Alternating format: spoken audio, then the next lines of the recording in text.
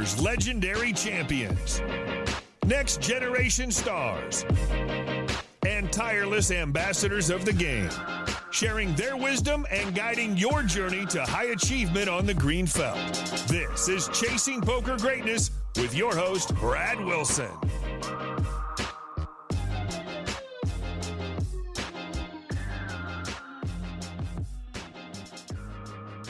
Well, hello there, my friend, and welcome to another episode of the Chasing Poker Greatness podcast. As always, this is your host, the founder of ChasingPokerGreatness.com, Brad Wilson, and today's guest on the show is poker coach, author, and founder of the Post-Flop Poker podcast, Ben Hayles. Ben's path in poker is a little different than most folks, including yours truly, simply because he actually had the foresight to put together a plan of action so that he would give himself the best possible chance of success. I know this might be shocking to you, but most folks who entered poker in the early 2000s just saved up $3,000, put everything they owned in their '94 Mitsubishi Eclipse, and drove 10 hours away hoping everything would work out. Or maybe that was just me. Anyway, 18 months after creating his vision for his poker career, Ben found himself stepping on board a plane to Bangkok, excitement coursing through his body, and his life would never be the same again. I'm super pumped to share that story along with many others with you in a couple of moments. In today's episode, you're going to learn why being a great poker coach is totally different than being a great poker player, the pivotal piece Ben was missing in his early poker career, the origin story of the Post-Flop Poker podcast, and much, much more. So without any further ado, I bring to you author, brilliant poker coach, fellow podcaster, and all-around great guy, Ben Hayles. Ben, welcome to the show. Good morning, my friend. Good morning. How are you doing? I'm doing very well. I guess I should say it's morning for me. I doubt it's morning for you in Thailand. Yeah, we're exactly 12 hours apart. So it's it's evening time. Yeah, you know, what can you do?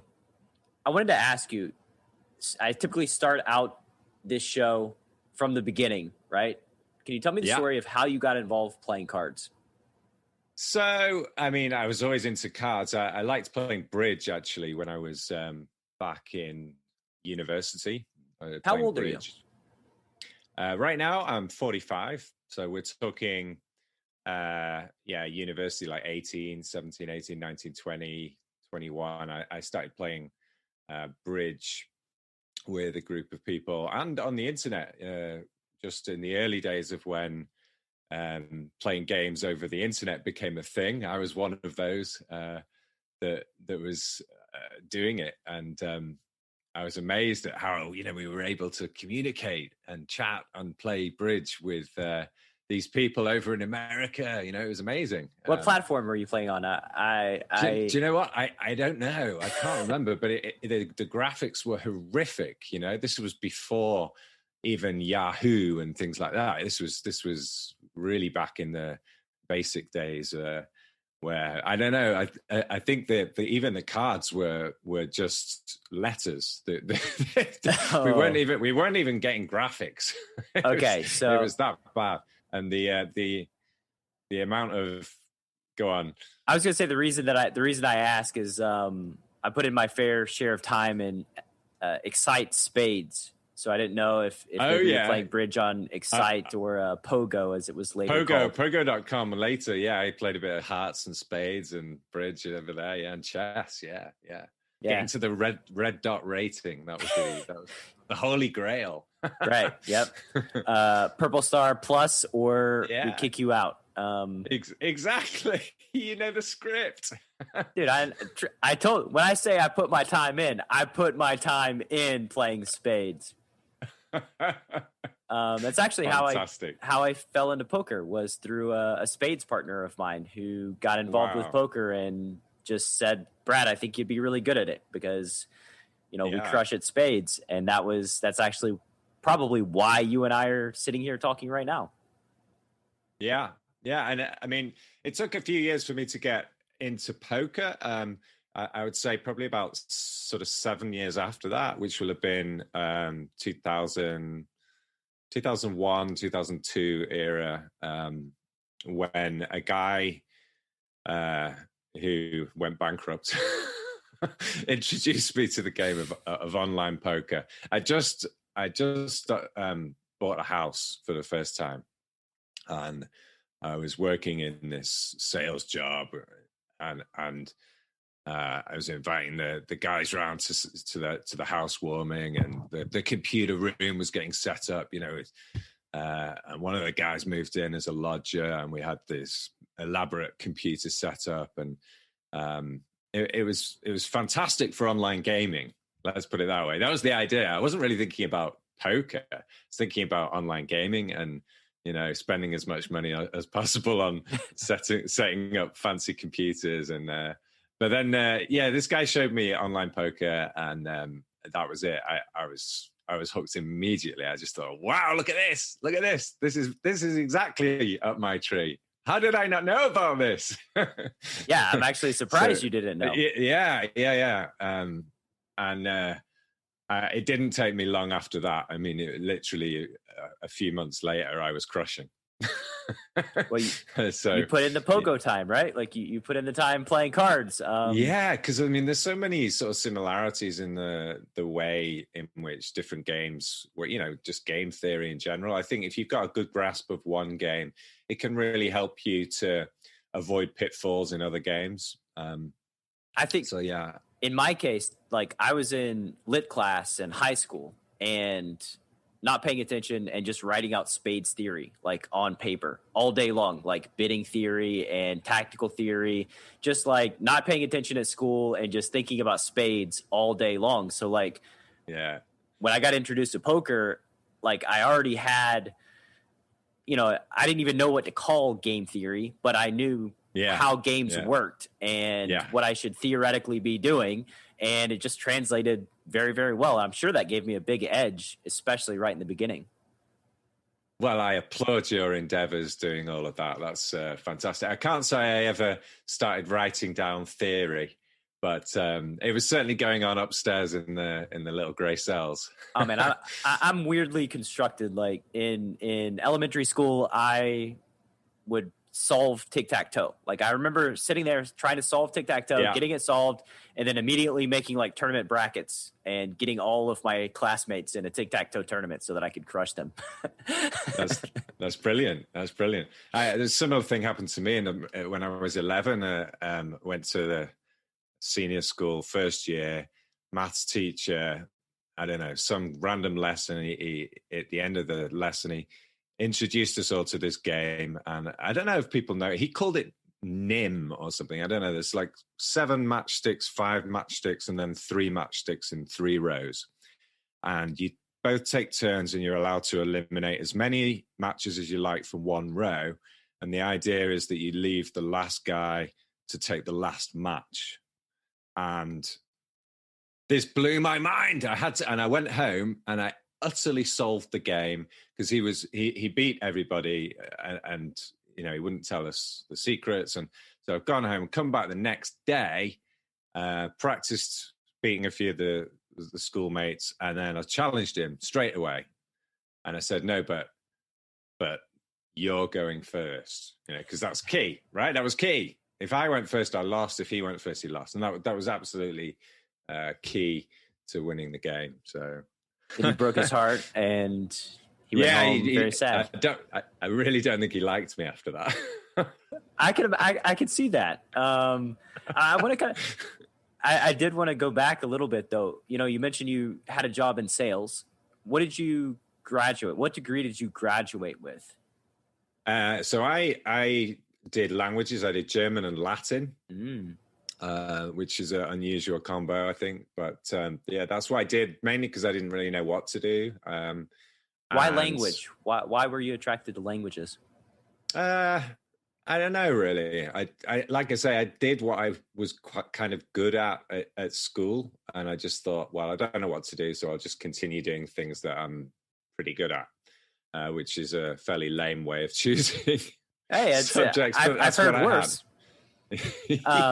Do you have any idea of like why you were good at languages in general? Not really. I mean, I was pretty good at maths as well. Maths, but not so much physics and, more difficult stuff. But I was pretty good at mathematics, and I think there's some correlation between languages and maths. So I don't know if my brain's wired a particular way, but that's what I was good at. I know Matt Hunt, who's a linguist, has a theory about poker and how different poker nationalities, people from different countries, approach poker in different ways, right? Like Scandinavians play poker different than British folks and Americans, and like Argentinians play differently than Americans and Scandinavians, right? And he's convinced that there's language differences that basically make it basically how people learn how to play poker. They learn it differently in those countries because of the differences in the subtle differences in language. And that's why these archetypes exist. But it's just a theory. I don't know. I mean, it could be a broader reason in just general cultural reasons rather than linguistic. But I wouldn't dismiss that. No, entirely. I think it's intriguing. We can't prove it one way or the other. It's just a theory that he has that I thought it was an interesting theory. Definitely interesting, for sure. So you get into sales. How'd you get a sales job with your language degree? Didn't really know what to do. I started working for Siemens, a big German company, and they were selling telephone equipment to businesses. So I started doing business-to-business sales, and then moved to another company for more money, and then I started getting into sort of financial sales. I just gave up on one job and took a different one. I was kind of wanting new challenges all the time. A couple of years in one job was easily enough for me, and that's what happened. I ended up in customer services actually before leaving the UK and becoming a professional poker player. I had 4 years as a customer services manager for a mobile phone company, which was my favorite job actually. Really like a call center manager. It was more fun than it sounds. It doesn't sound very fun, but I'll take your word for it. It was like the one point in my life where I thought, I could see myself actually having a career here, but at the same time, there was something else going on. All my spare time was being spent playing poker. I was making as much money part-time on the poker tables as I was in my main job. So, it wasn't going to take long. And I wanted to travel. And so the allure of taking the laptop and going around the world was far too strong. Yeah, it's tough. That freedom, the autonomy that poker players have it's a sexy part of being a poker player. Maybe the part that attracts us as much as the general strategy in the game itself is just the freedom to kind of do what we want to do when we want to do it, which can be a blessing and can also be a curse. Yeah, you do need to avoid pitfalls about self-discipline and professionalism. But if you can handle that, then it is absolutely wonderful. Like when I was coming up, man, I was 20 years old and most people don't even know now that like professional poker players are a thing. But like back then, nobody knew anything about anything, right? So it was like, I just got to figure this stuff out myself. Like there's no mentors, there's no finding people who are crushers for the last 10 years on Twitter. It was, it's like basically only the strongest survive. Based on very limited information. And, I do have a lot of regrets from when I was younger and just laziness regrets, like just like drinking all the time and like playing poker 10 hours a week because that's all I needed to do to like pay all my bills and have my life taken care of, But I guess when you're 21 years old, it's hard to have wisdom and foresight. You're kind of just still an idiot. Yeah, absolutely. Or not so much an idiot, but you don't have the wisdom, you don't have the life experience. And a lot depends on, what grounding you were given from schooling and parents. Because some people come out at 21 and are quite adult and quite mature and make pretty good decisions. I hate them. I don't like those people. Yeah. Well, they're the exception, aren't they? I mean, most people are making mistakes from age 16 to 25, right? Most people are making life mistakes. Sometimes from 16 to 75. It never ends. Absolutely. But I mean, like the really fundamental mistakes, and I needed to make my own mistakes at that age. But I didn't get into poker seriously until I was past that.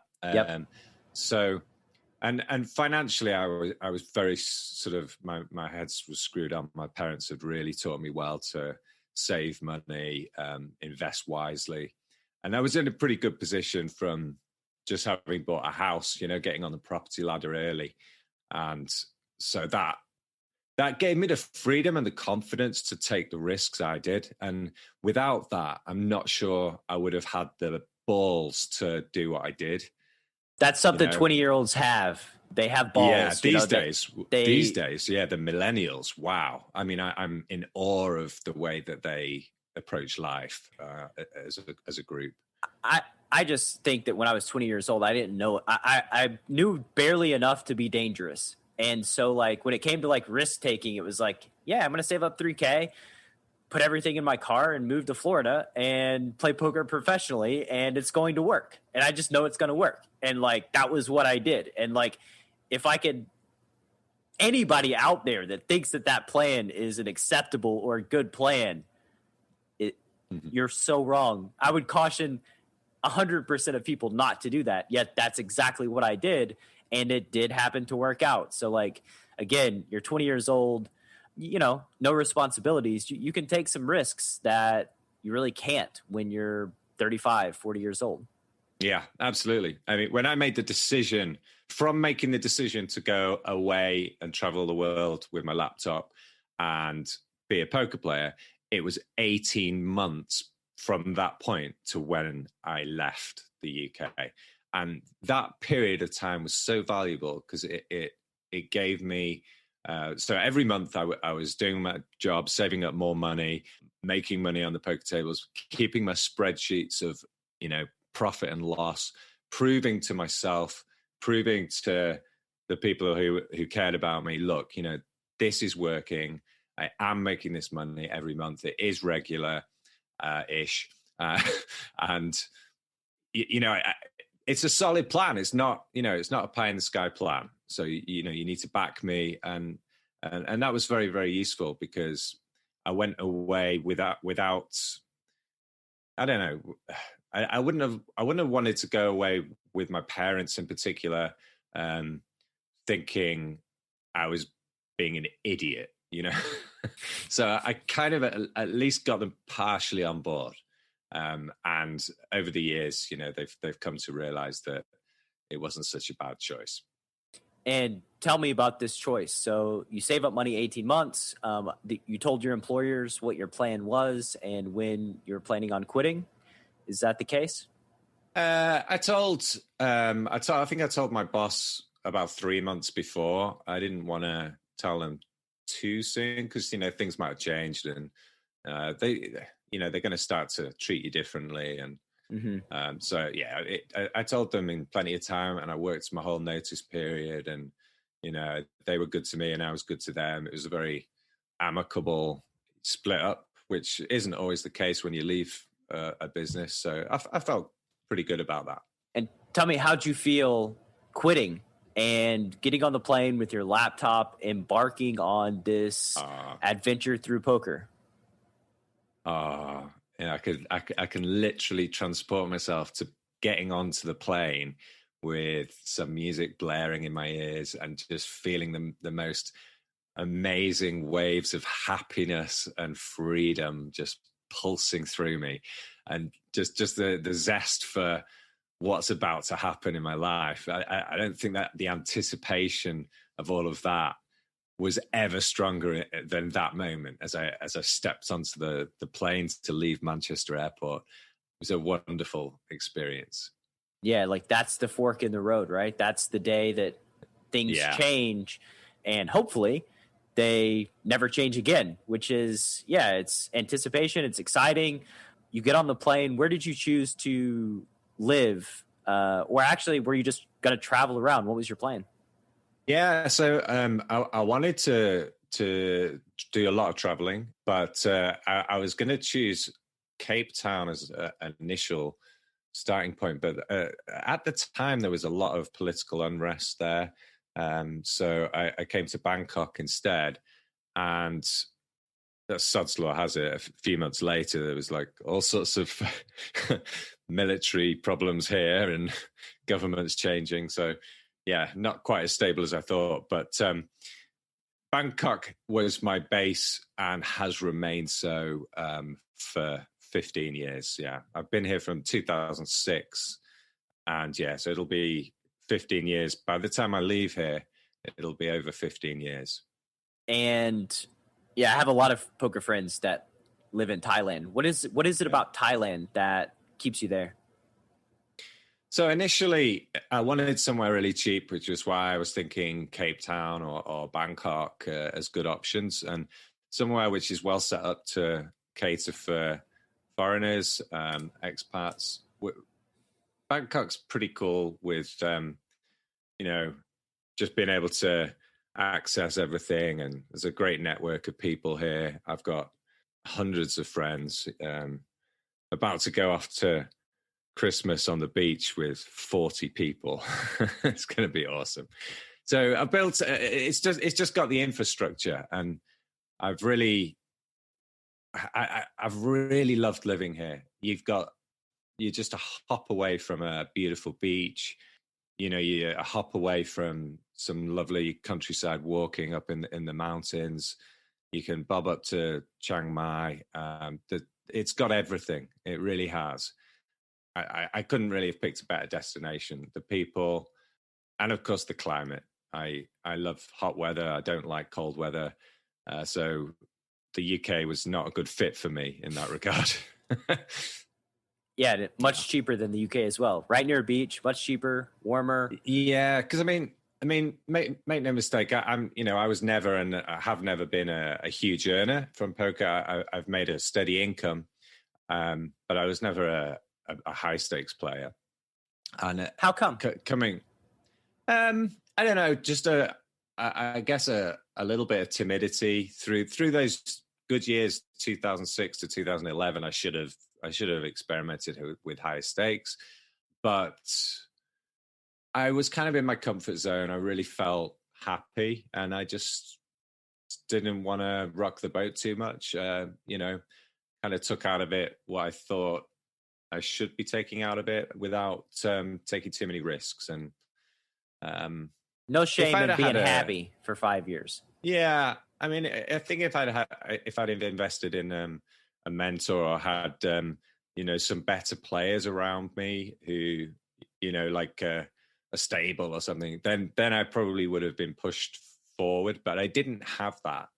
The poker players I met here I didn't really like very much, so I sort of steered clear of them. And I actually really I'm kind of solitary like that in terms of my social life. I don't really like talking about poker outside of the business stuff. I just want to get away from it. The last thing I want is an evening drinking with my friends and some guy comes up and says, "What do you do?" "Oh, I'm a poker player." And there's, and they just sort of latch onto you, and it's like all they want to do is talk about some stupid poker stories, and and I'm really selfish like that. I just instantly turned off to that situation.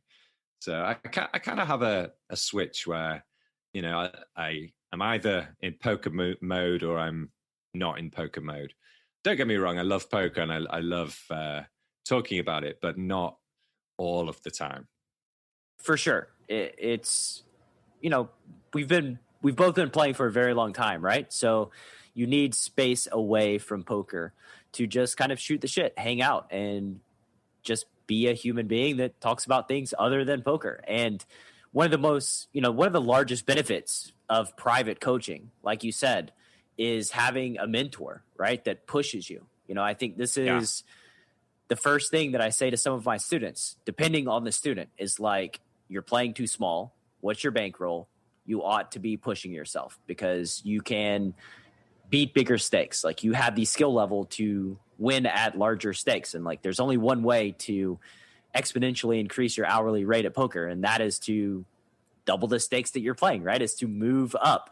You can also, actually there's two ways. You can double your win rate or you play can play more tables. Yeah. You can double your win rate. You can play more volume, but ideally you just play bigger stakes. And, you know, nowadays, like, I think that like in the early 2000s, I just hopped in at like 400 no limit. Like the first time I played online, it was like, oh, 2-4 seems like an okay stake. I've got a bankroll and I just played. Nowadays, it's like, let's start at 2 NL, work my way up to 50 NL, play a million hands. And like every time I see this, it drives me insane. I'm like, please don't do that. I hate that approach because like whenever you can take a minimum wage job and make more money than you're making playing poker, just take the minimum wage job and save up a bankroll, right? So that you can start playing at like 50 NL. You can study poker on the side, but learning how to crush 2 NL is not going to do very much for you when you decide to play 100 NL. It's just going to be different games against different players. So it's my little rant. Like if you're just kind of learning how to play the game, then I think, you know, the micros are useful. But sure, if you're already competent, then they can hold you back for sure. Yeah, because the types of opponents and the levels of thinking required as you go up the stakes just keeps changing, and you can develop bad habits by winning at low stakes. You can start to develop really, really bad frequencies, and they get exploited by better players when you move up the stakes. So yeah, it's a dangerous thing, but there are pros and cons, I think. Yeah, if you're just like learning how the game works, you know, like then clicking around at risking minimal money makes a lot of sense. But if you want your career path to be poker, or you want to treat it as like a serious hobby where you earn money on the side, then, you know, just save up a bankroll and attack it from that angle. Jason, tell me about presence. Why did you think presence was the missing weapon in the arsenal of poker players? So everyone's a mindset champion when they're running great, right? But when you're getting crushed day after day and you haven't booked a win in forever and the confidence is just gone, and you're trying to do this thing that you read about in a book or someone told you about, being logical and being happy that the money went in good, when all you really want to do is cry and hit something at the same time, like how are you supposed to be logical in that moment? But that's the only moment when you really need it. What you need in that moment isn't mindset. You've already read all the mindset books and you already know what you're supposed to think and what you're supposed to do. What you actually need in that moment is presence. Presence is the ability to connect the dots between who you want to be and how you can actually be that person when you need it most. So let's cut to the chase, right? Like, how do you do it? How do you stay more present when you're at the poker table? Well, you get there by first deciding that you want more, right? That you want to grow your intuition, that you want to create more flow in your life, and that you want to reach your full potential as a player and as a person. And once you get there, you can start trying out some of the exercises and practices that I've put together. If it feels good, if you're enjoying it, you can keep going, right? And if you keep going long enough, eventually you'll find that you're just playing at really high levels, that you feel good with low stress, and you're enjoying your experience a lot more, not just at the table, but away from it as well. I personally would love to have as much presence as I possibly can in my day-to-day life. And if you, the listener, right now wants to add some presence to your game, visit pokerwithpresence.com, join Jason Su's email newsletter, and then schedule a free consult with the master of presence himself. One more time, that's pokerwithpresence.com. Tell me about post-flop poker, right? So when did post-flop poker podcast launch? Why did you choose to go in the teaching direction? Okay, so if we hold off on post-flop poker for a second, because I started actually teaching poker probably so I arrived in Bangkok 2006, and I think by 2009 I was actually taking on a few clients just, over Skype, and it was mainly just people I was on the leaderboards on PokerStars. People kind of would approach me and say, you're really good. How do you do it? Sort of thing. And just literally people from online would chat to me and ask me for help. And so I used to just try and coach them over Skype. And I was without any resources. I didn't know, because back then there wasn't much in terms of teaching resources. So it was difficult to do, but I did my best fumbling around, and I didn't charge them much money, but it got me thinking about coaching. And, as the years went by, I started to take it a bit more seriously. And I think by kind of 2013, I was getting a bit fed up with the fact that, after Black Friday, I was having to work twice as hard for the same money, or work the same amount for half the money. And I didn't enjoy that. So I kind of started focusing more on the coaching, partly for just a bit more life balance, but partly because of poker was burning out a little bit, I was still playing quite a bit, but I didn't have the appetite to tile 12 tables and, play thousands and thousands of hands every day. So the coaching was a little bit of an escape from that, and also gave me a little bit of social interaction, and it gave me a different buzz of a different type of achievement. And through the years, I got better at it, and I feel like, I'm a vastly different poker coach now than I was back when I started. But yeah, that took quite a long time to evolve. And I was doing other projects. I was making videos for training sites.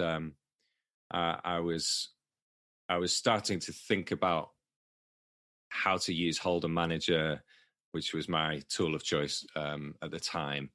I was really focused on Hold'em Manager and what you could get out of it. I think I even did videos for Hold'em Manager explaining some of the statistics, and I did a big series for Tournament Poker Edge where I explained every aspect of Hold'em Manager for their members, and it was really, really well received.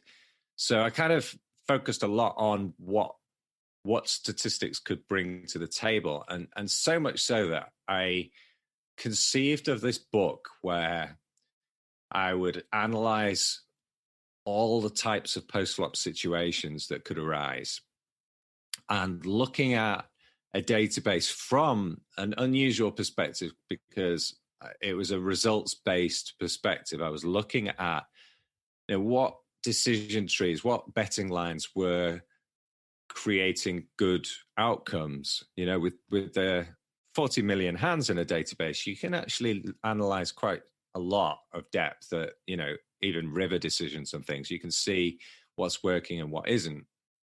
And so it wasn't from a GTO perspective at all, because in those days, even in 2015, I barely knew what GTO was, It's very, very much thinking about what actually works at the tables. And I came up with this book called Post Flop, and I went through all the post flop situations, all the types of flops that could come down. It gave my advice on the findings that I'd come up from the database. It was a very data driven book with it was like 550 pages of lots of hand examples.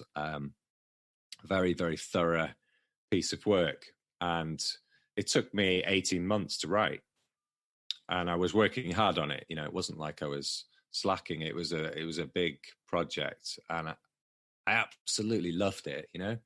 So I released that, and one of my clients was he was building a website for me, and I was giving him some free poker lessons, and he said to me, well, look, to market this, a good strategy might be to do a podcast. So we launched the Post Flop Poker podcast, and that's where it originated. Scott, my client whose idea it was, he left the podcast after I don't know, 12, 13 episodes. And there's been a couple other hosts. But it's now Merv and I. Your listeners may remember Merv because he's been on your podcast before me. But yeah, we've been going since 2015, and we're on, I think, episode 114 coming up. So, oh man, that's a lot of episodes. I love Merv. Merv is just a genuinely great guy. How did you find Merv, by the way? How did that come about? It's not a particularly sensational story. Scott left, and it was me and Mike, who is a Dutch friend who was doing the sort of hand analysis with me, but we needed someone to control it. So I just sent an email out to my base and advertised on the podcast. So I think I did the hosting for an episode or two, and I interviewed a few people, and Merv was very nervous, and I was worried about that, but he was by far the most genuine, and I felt as though he had this love for not only poker but for what we were trying to do at Post Flop Poker, and I felt a warmth towards him immediately, and so I gambled on him, and he's been wonderful. Yeah, he's authentic, genuine, good dude. I can certainly see how you would get that vibe and want to bet on Merv early on in the process. You mentioned a lot of things there. One of the things that you mentioned that I find extremely refreshing is your journey as a poker coach, right? Starting out, thinking about coaching, thinking about transferring of knowledge. It's not a thing that I think all poker coaches think about, but coaching and playing are two totally different skill sets, and you have to train yourself on how to be a better coach, on how to use better language. Just there's so many aspects of it that are different than playing that, like, when you first start coaching, you're not going to be the greatest coach in the world, right? Like, there's a lot of room to grow and a lot of things to think about. And I just haven't heard many people talk about that. Yeah, I knew that it was something I might have in my locker because I'd done a year's teaching of English in Germany. Yeah, assistant teachers. It's just as part of my degree course. So that opened my eyes up to some of the skills that is needed for teaching generally. Communication skills, you mentioned, of course, very important, and toning down my Manchester accent a bit. But it's important because when you're speaking to people, especially when English is not their first language, it's been great to sort of make sure that I'm thinking about how they're feeling, and make sure that I'm making myself understood and making them feel comfortable. And even I've conducted sessions where I speak in English and they speak in German, because I can speak fluent German, but actually it's easier for me to speak English. But why not have them speak German back? Because I understand it fluently. So, and that's how we've operated with 3 or 4 German clients over the years. And that's a lovely bonus, which has given me a bit of a buzz, and it helps with the communication overall. But I agree with you. The coach has a lot of responsibility to ensure that you're not just focused on poker. You are also focused on the process of transferring knowledge, as you put it. Right. Yeah. Teaching is just a different skill set than playing cards. And some of the best poker players in the world are pretty shit teachers. And that's just the way the cookie crumbles. Going back to all your Hold'em Manager database review, basically you're doing mass database analysis before hand to note, before the modern tools that are used nowadays to conduct MDA. So I can imagine that took you probably quite a while sifting through a Hold'em Manager database. Yeah, I mean, it took a long time for sure, but it was already pretty good. I mean, Hold'em Manager 2 was already, with the reports and filters, it was already a very strong tool. And I think when you get into the nitty gritty of it and you really know how to use it, it is really quite tremendous. I mean, Poker Tracker may have been even better, to be honest, but because I'd got my teeth into Hold'em Manager, that's where I stuck. I actually use Poker Tracker now, but at the time, Hold'em Manager was the one I loved using, so I rolled with it. I've used the analogy before that Poker Tracker is to me as bras are to Chandler Bing. Like, I don't get Poker Tracker. I don't understand it. My student will pull up their database in a coaching session, and I'm like, okay, so filter out for this, and they start clicking around, and I'm like, oh God, I don't understand this Poker Tracker thing. It's just so different than Hold'em Manager. I don't know. I've just always had an affinity towards the user experience of Hold'em Manager is easier to get started because the user interface is more friendly, but Poker Tracker, it sits a bit better on people's computers.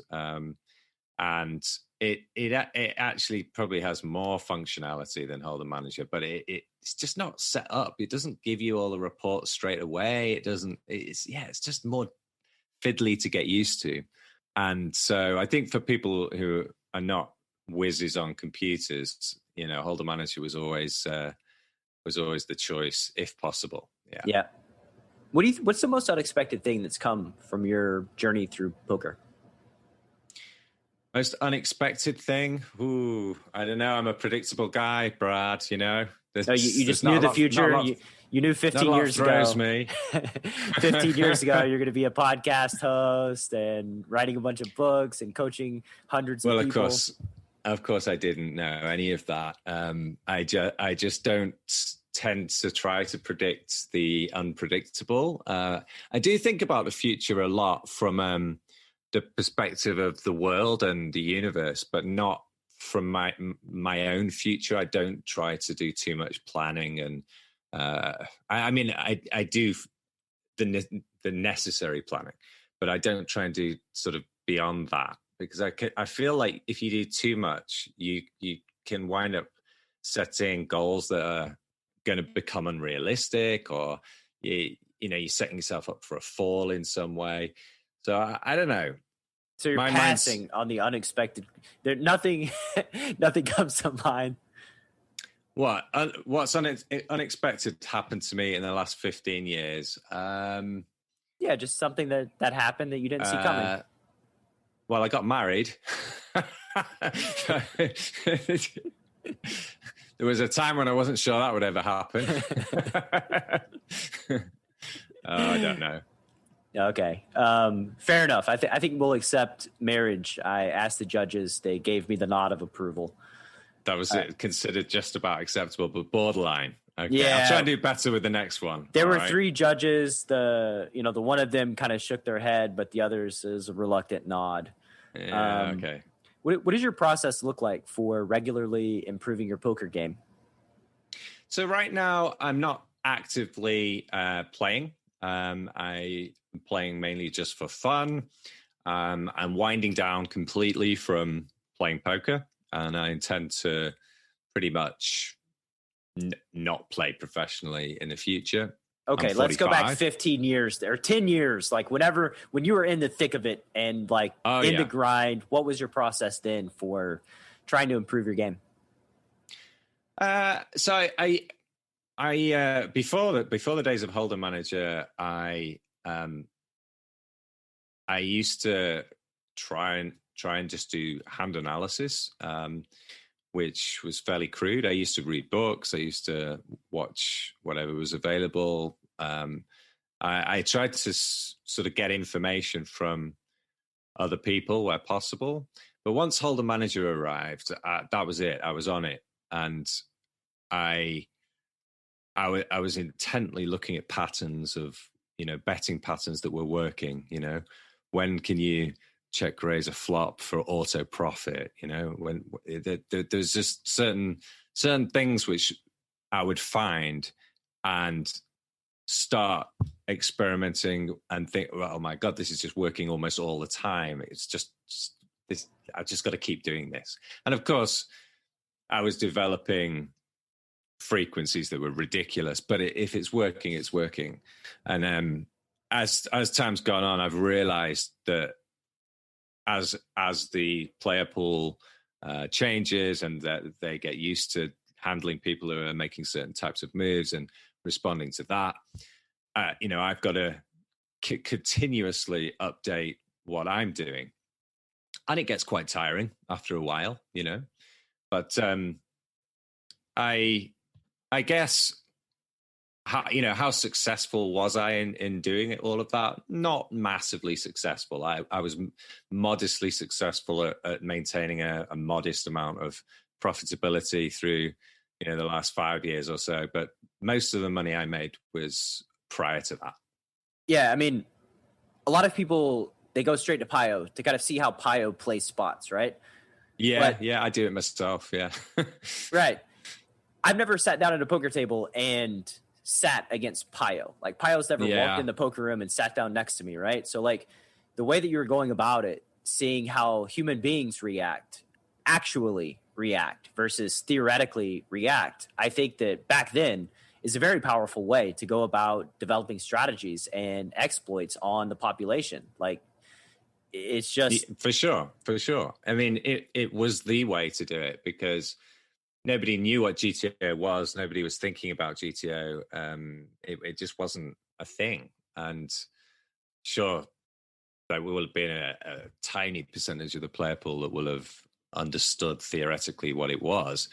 But most people were playing on feel and their frequencies were what they were, and they weren't adjusting very much. There was very little in terms of adjustment. I think most of the regs I used to come across didn't seem to adjust much. They were probably multi-tabling. They weren't really paying too much attention to subtle changes that, were going on.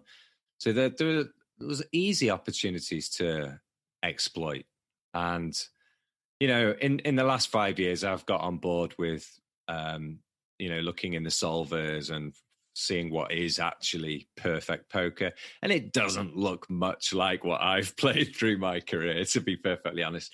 But I've really got a buzz out of understanding it. And, some of the surprising things that the solvers like PO solver suggest, absolutely fascinating, And there's nothing I love more than getting a hand and going, right, well, what's optimal here? Oh, wow, really? I'm supposed to do that 80% of the time? That's ridiculous. How, why? And then thinking about why. And then once I've discovered the why, I feel a sense of, okay, I get it. I get the reasoning. Extracting the principle, not just the individual action. And that's really important for people who are studying. You're not going to come across this spot ever again. So what you're trying to do is find out the rationale behind it, so that in a similar spot in the future, you'll understand, what frequency might make sense. Yeah. To be fair about what you were doing, looking a lot different than what Pio was doing, I could say with extreme confidence that unless you're a robot, all of our strategies at the poker table, like no human being strategy looks like what Pio does. It's like it's an impossible thing to execute, the quote unquote optimal strategy, and probably not something that you should even aspire to do anyway. At the end of the day, playing against human beings. Yeah, I mean, I like the idea of having a kind of set of default ranges that you are going to see as optimal, and try to find an optimal strategy in each given spot, but then adjust away from that. So I think, if people are trying to go straight to an exploitative strategy, there could be pitfalls in trying to do that. Whereas if you start off by asking, right, what's his optimal range here? What's my optimal response? And then, okay, well, in what way is he deviating from his optimal range?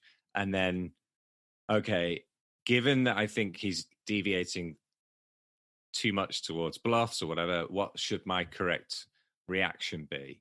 having that kind of structure to the thought process is what I would recommend to people today, because I think that poker's getting extremely difficult, and the theory of it, you're going to have to stay up with it. It's not going to be possible to just play off feel anymore. You're going to need to have some concept of what is correct. So I'm on board with learning some GTO strategy. Even if you're not applying it at the table, you should know what it is.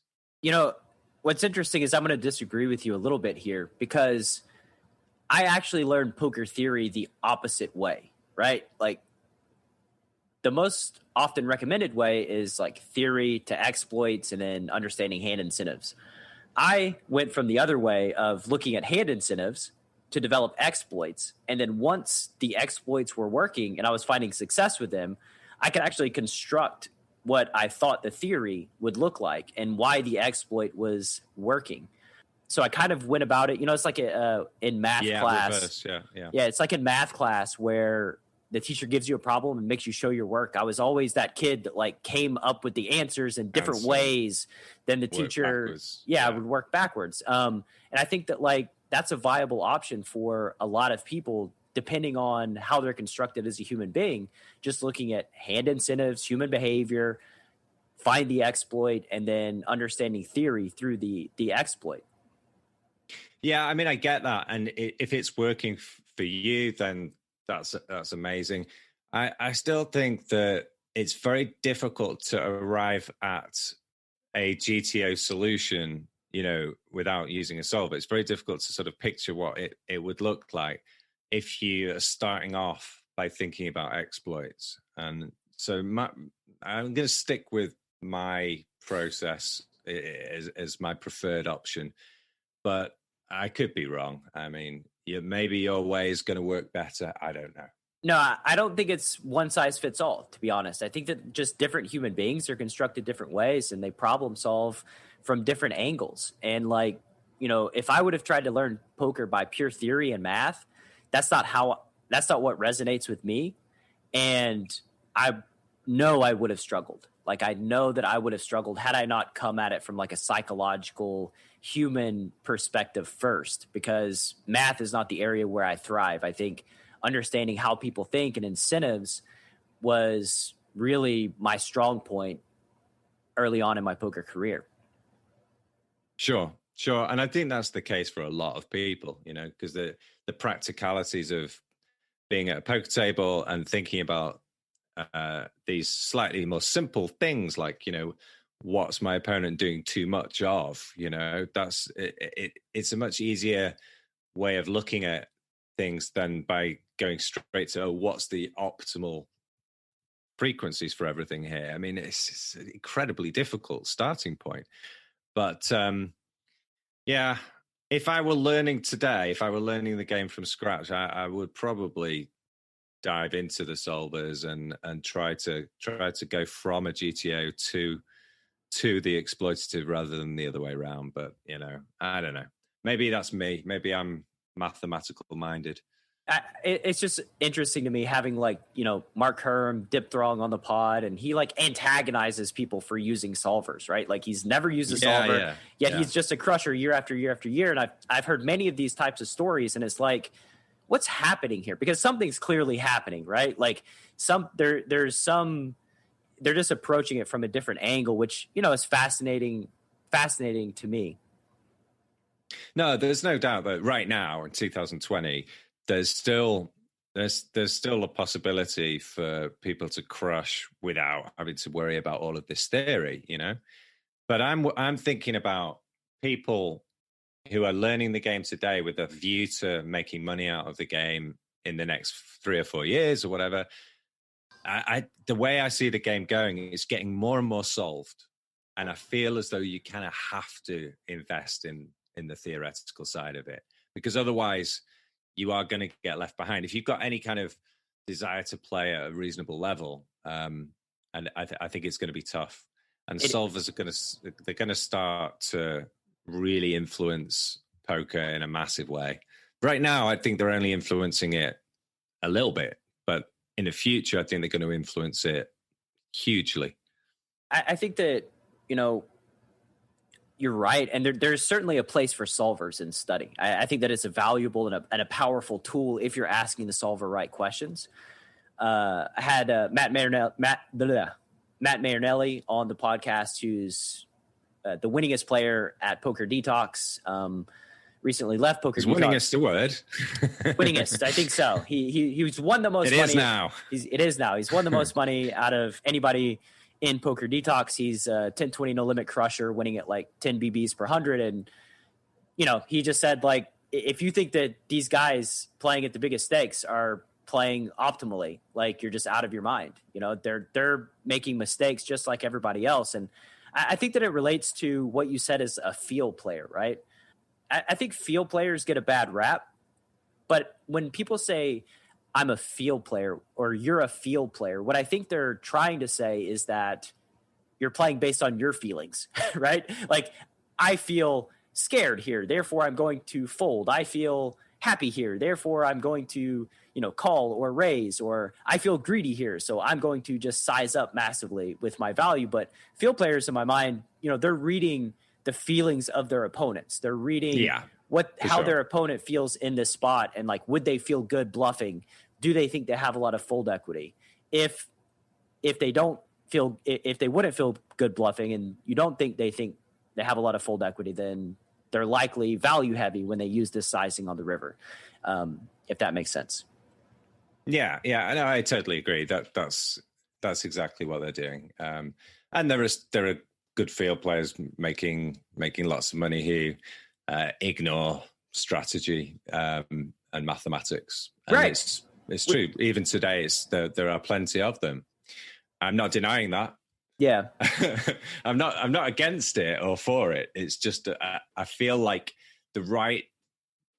the approach which is going to yield the most likely path to success for players today is going to be diving into lots of difficult theory and understanding the mathematics behind the game, because that's the future of poker. Unfortunately, it's no longer going to be possible to make lots of money as a professional. Sure, if you just want to have some fun, which most people will, fine, don't worry about it.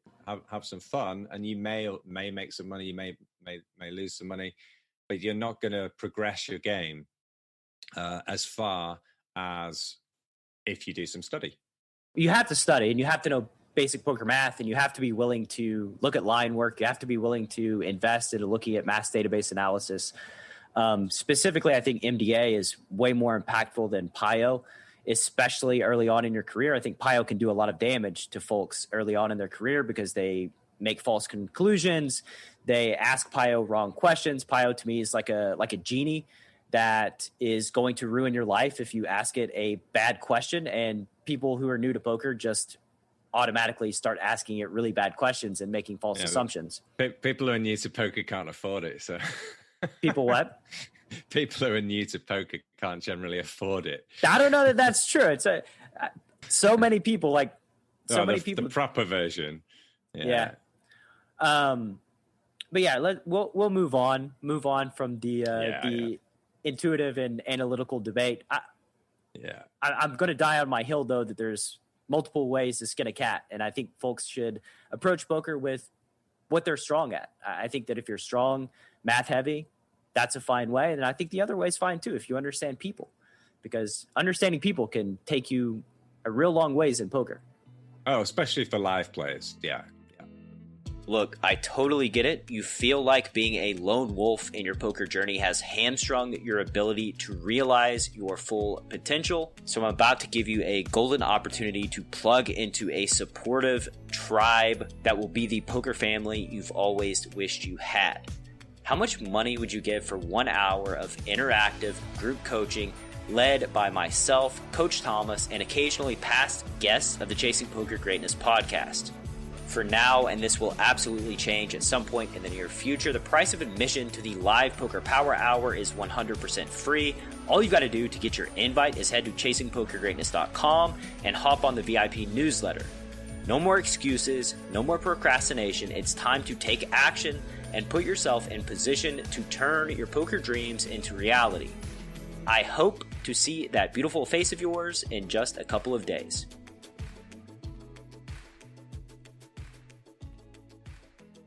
What's the most high impact action players can take to improve their game? Well, that's going to depend a lot on the stage that person's at, and what type of poker they're playing, live, online, what stakes. So it's quite a broad question. Do you want to make it more specific, or do you just want me to fire away? I don't want to make. I don't. I'm having problem coming up with the specificity, right? I guess it's maybe high impact action away from the poker table that players can take to improve their game, whether it's, investing in a book, in software, solvers, a private coach, finding a community. Yeah. So, I mean, for me, the biggest thing by far for me, the tool that made the biggest difference for me was Holder Manager. And I think that either Holder Manager or Poker Tracker are still the number one tools for somebody who's playing online poker. If you're playing live poker, then I think you're going to need to focus more on the dynamics of live poker. That's why my response was a little bit guarded, because I think, for live players, I don't know as much advice because I don't know as much about live poker. But for online poker, definitely a database, Flopzilla, and if you can afford a coach, that's an amazing thing to do. Even if you meet up with a coach, once every 2 months or something like that, it can have a big impact on supporting your growth. So depending on your budget and the speed at which you want to progress, those are the things I think are the biggest impact. You can, of course, join communities and training sites as well, which are, for some people that's going to propel them forwards even faster. So I'm not going to rule those out. All those things are going to be massive. And going back to, just knowing yourself and understanding what you need as a person, right? Like, I think community would have been less valuable to me than a private coach, because I needed somebody to whip my ass that I respected. And I mean, I'm on board with that from most people, but I do think I mean, if you can afford X dollars a month for a training site, you're going to get a lot of information. And if you use these sites to your, if you really make sure you are dedicated to watching the videos and taking notes and learning you'll come up with so many different ideas you can implement to your game. That's massively valuable as well, and a little bit more cost effective than a one-on-one coach, which is expensive. And a better entry point, I think, too, because you want to take yourself kind of as far as you can take yourself, or 90% of how far you can take yourself. And then once you kind of reach that plateau point, that's when you reach out to a coach who can give you different perspectives to, kind of jumpstart your poker growth and show you things that, build on top of what you've already learned and show you things that maybe you never considered before. Yeah, definitely. I mean, I've worked with quite a few of the training sites, and so I've looked at most of the materials on them, and I would say that, if you've got a training site with 10, 15 coaches giving you lots and lots of videos, the amount of information and valuable information you can pick up from just a $20, $30, $50 a month investment, or whatever you're going to pay, it's absolutely huge. So definitely consider that. Absolutely.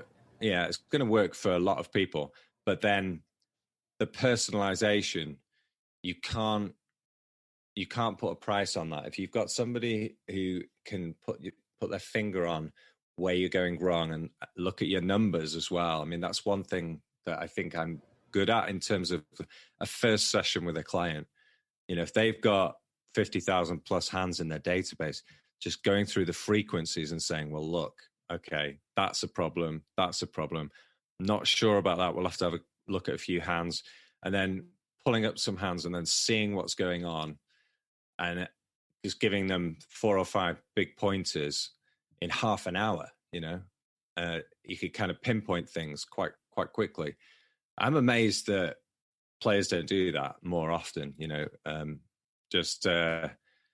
I've had over 500 clients in the time I've been coaching, but sometimes I wonder, you know, given how much of a benefit that is, sometimes I wonder why I've not got more people knocking on the door. You know, I think people just pride. You know, I think maybe people's pride, or maybe fear. They don't want to reach out. They're afraid of paying money, or maybe they're afraid of getting taken advantage of by hiring a coach that they don't know if they trust or not. I'm not sure, but you know, I've got guys like one guy in my group right now. He's gone from 100 NL to 1K NL in the last 4 months through private coaching, through my elite program, mindset training, and he took pre-flop boot camp. He was a 5'10" live player who had never played online and kind of just jumped into online and found me to make the transition.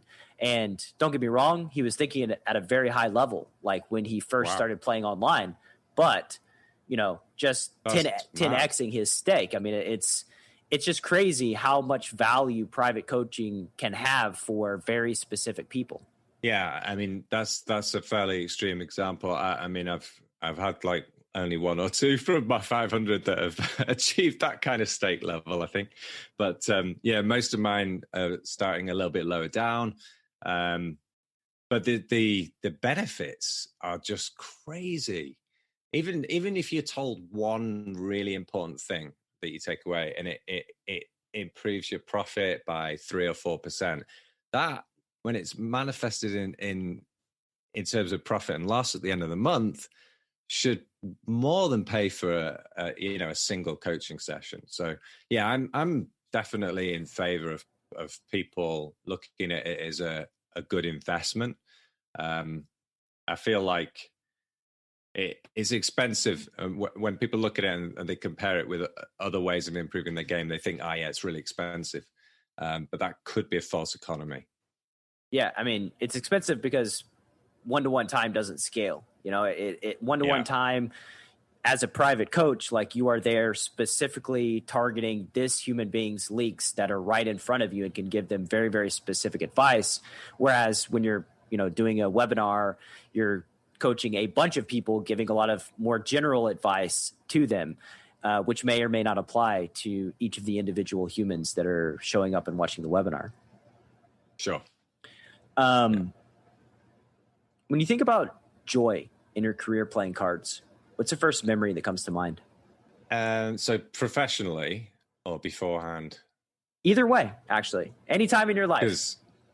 Yeah, I mean, loads of times. I can remember just playing card games as a boy and winning, and the feeling. It's the same feeling each and every time. It's the same feeling.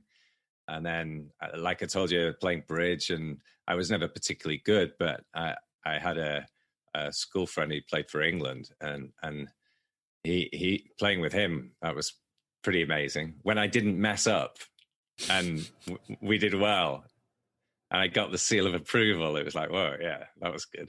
And then playing poker, you know, some of the first wins, I had no bankroll management skills, and I was entering tournaments for way too much money, and I actually took one down. I think it was about, I don't know, 1.5K prize money or something, the first prize. But for me at that point, back in 2001, 2002, that was it. That was my bankroll. I was bankrolled. I didn't need to deposit, you know, that was it. I was on the way. So that moment was massive. Because I think if that had gone wrong, you know, and maybe I redeposited and lost or something, I could have, you know, that could have been it. I might have got disillusioned because I had no concept of what bankroll bankroll management was. I just I happened to run well early on, and or I was good early on. I don't know, probably a bit of both. But the feeling of winning was very, very good. And I think and my first live win, wow, yeah, that was terrific. I've not played a lot of live poker, but my win rate's incredible. Tell me about your first live win. Was it at what point in your career? It was my first ever live tournament. It was in 2004, I think. First ever live tournament. Yeah. You just take it down. Yeah. There was about 45 entrants plus rebuys, of which there was probably another 45 rebuys. So that's the kind of... And I think it was a £50 tournament in a casino in Leeds. Yeah. So, I took home a nice wad of cash. Not huge, pretty small by your standards, but the feeling of winning at 4:00 in the morning, having, gone through all of that, was it. I mean, you guys at home listening, you know what it feels like to take down a tournament. I mean, wow.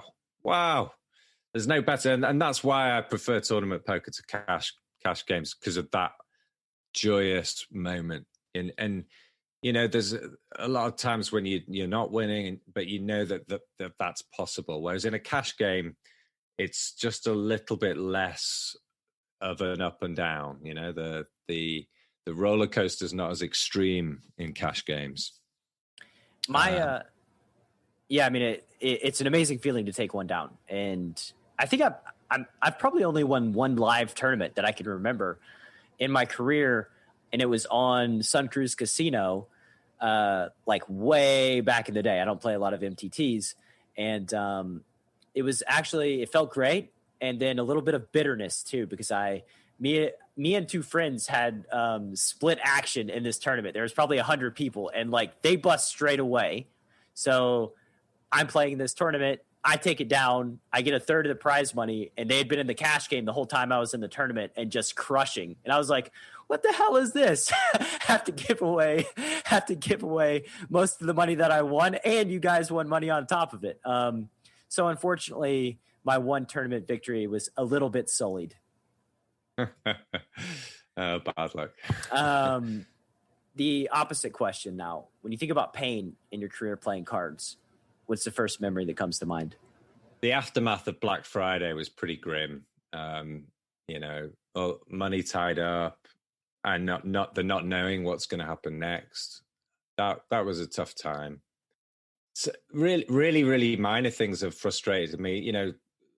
Horrible disconnections from the internet when you've been working 6 hours in a tournament and then boom, it's gone.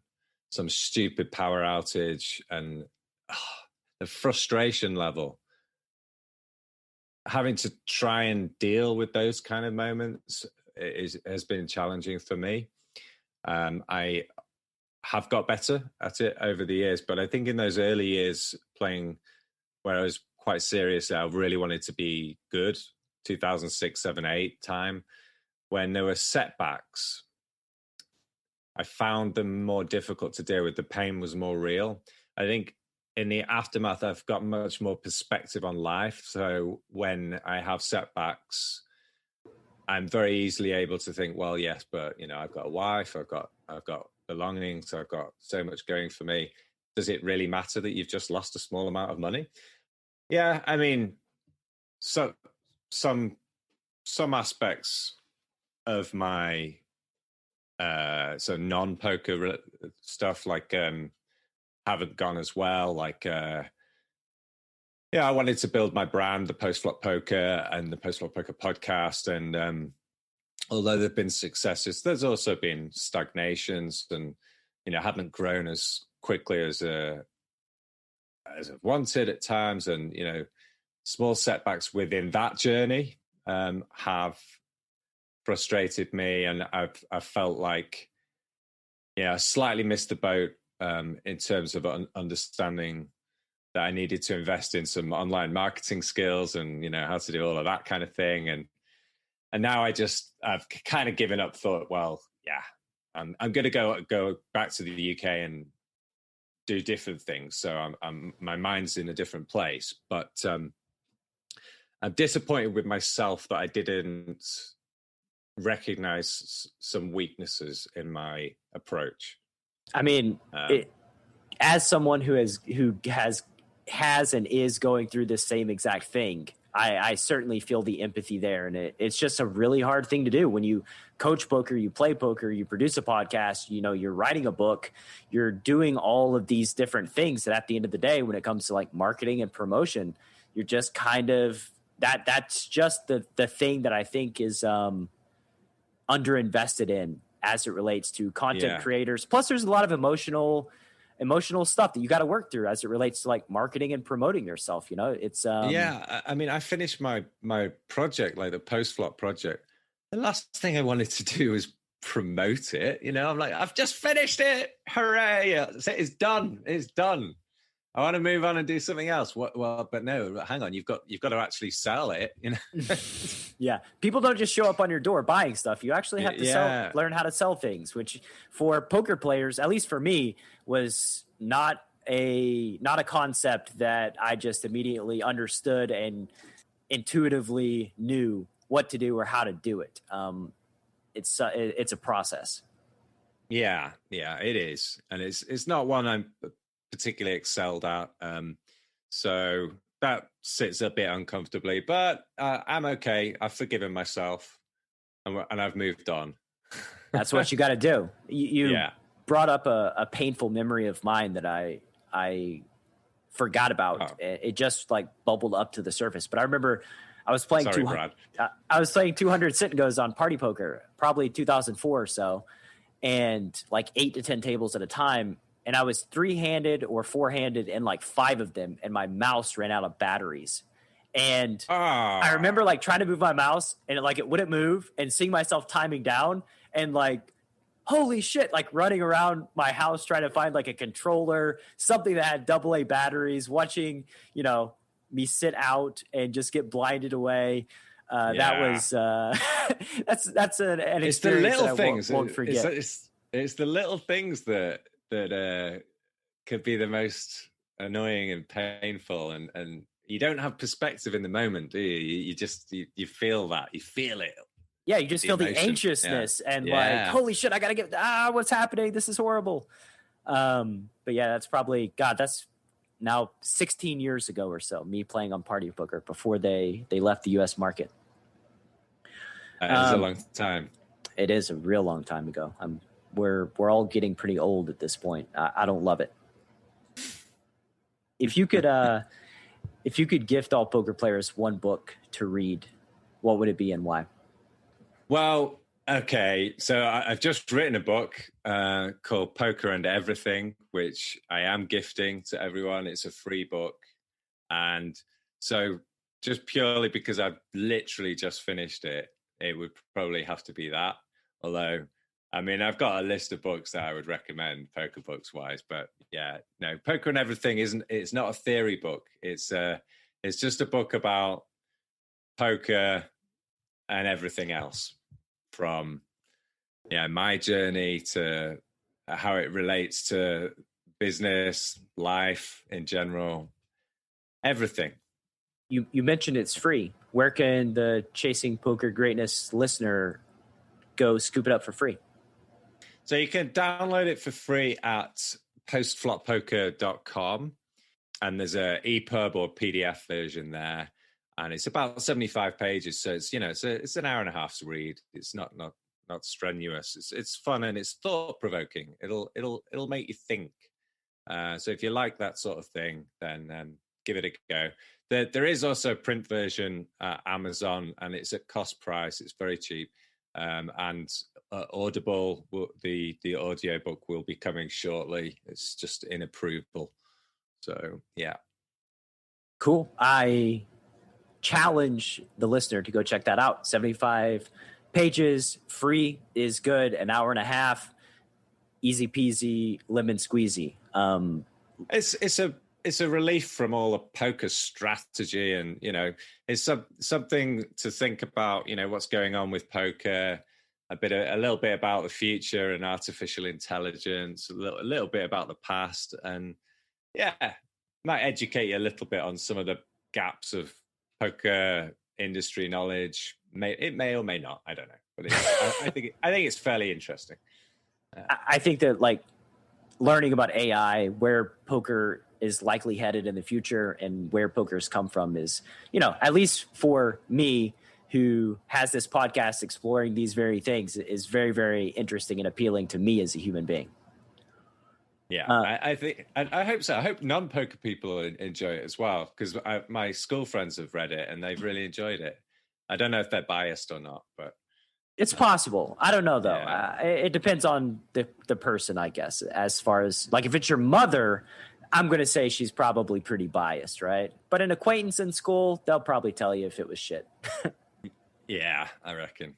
If you could erect a billboard, every poker player's got to drive past on the way to the casino, what would it say? I've got to design a billboard. Just a message, just a short message. They're driving past so that it primes them to enter the casino, play their poker session. Breathe. Why breathe? Well, I think it's just one of those things which always helps me when I start to struggle. So some people do the whole meditation thing, and I'm not one of those people. But and I know breathing kind of is meditation, but breathing helps me through difficult moments when I'm feeling stressed. It usually resets me to a state where I feel comfortable. If I start to feel my heart going, or I start sweating, or I start feeling uncomfortable in any way, then I default to a in out, and then that's usually enough. Usually a few seconds, and then it's like, oh, I'm back to normal. Yeah, we kind of naturally, like when we're in those those emotionally compromised mental states, we sometimes breathe more shallowly, right? We kind of hyperventilate. We don't take deep breaths. And I think just breathing in deeply, making sure that your body has enough oxygen, can do a lot for helping to kind of calm you down, settle you, then reset to focus on the task at hand. See, if I was good at marketing, I'd have just said it'd be a big logo of postfloppoker.com. It's just a hypothetical, though, Ben. Where you're really working on the billboard for post-flop poker, like as we speak, right? Oh dear. Yeah. All right. A couple more questions, man. We'll wrap up, and you can hit the hay. What's a project you're working on right now that's near and dear to your heart? I can't say too much about it. I am working on a project that's very near to my heart, and I'm going to be continuing to work on it when I'm back in the UK. But unfortunately, I'm not able to discuss it, Brad. It's a secret project. It's a secret project that's so near and dear to your heart that you can't even talk about it publicly. It's not just my project. That's why if it were down to me, I would talk about it. But it's it is unfortunately a secret from everybody. It's under wraps. Eventually, it will have to be unveiled, though. You can let me know. Well, if I'm back on the podcast in a year or two, maybe I'll. I will be able to. I think it's probably only secret for about 6 months. Okay, that's good. I was going to say 2 years from now, if you can't talk about it in 2 years, this project's timeline is like absurdly long. Yeah, man, I'll whenever we do have that conversation, I'll be more than happy to have you back on so we can talk about this secret project that I'm sure everybody's interest is now peaked in more than anything else that we've talked about in this show. Mystery is the way forward. Yeah, they want to know what this is. Final question, sir. Where can the Chasing Poker Greatness audience find you on the World Wide Web? So we've already given it out, www.postfloppoker.com. And that's my home.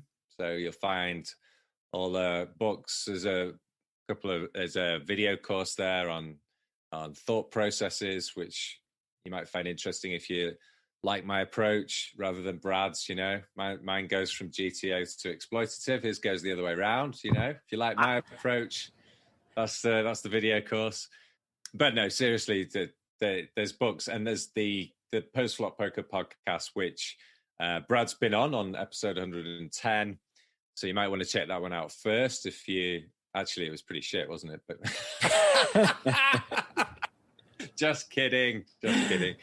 No, it's a fun podcast. We do a couple of bits of strategy, and we have a very, very light-hearted chat. We have guests on, but not every episode. So it's a slightly different structure. But give it a try if you've not. I think you'll enjoy it.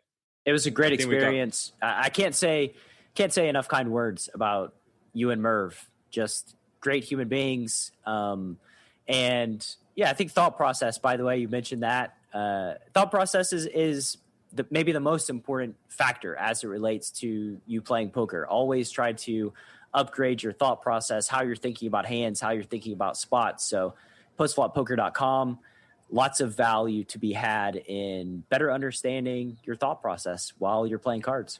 And with that said, sir, have a great rest of your evening, get some rest, and excited to talk to you about this mysterious project a little bit down the road. Thank you, Brad. Thank you, Chasing Poker Greatness audience. Really, really enjoyed it. Thanks for having me. My pleasure. Thank you so much for listening to this episode of Chasing Poker Greatness. If you have yet to subscribe to the show, please take a second to do so on Apple Podcasts or wherever your favorite place to listen to podcasts may be. For more content from me, Coach Brad, please visit our YouTube channel at youtube.com/enhanceyouredge, and I'll see you next time.